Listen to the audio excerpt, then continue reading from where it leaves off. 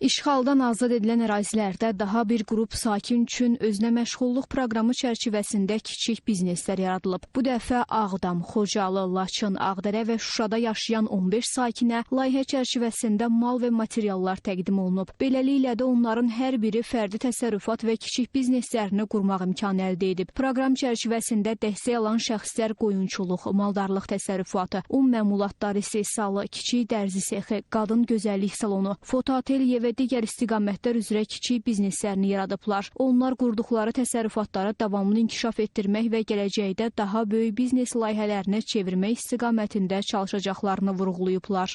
Bu günləri yığışdıq, özünə məşğulluq çərçivəsində müraciət etmişdik. Avadanlıqla bağlı, kötançılıqla bağlı yığışmışdıq. Bu gün təqdimatımızdır. Belə bir gündə Xocalıya yığışmaq hamımız üçün fəxirdir.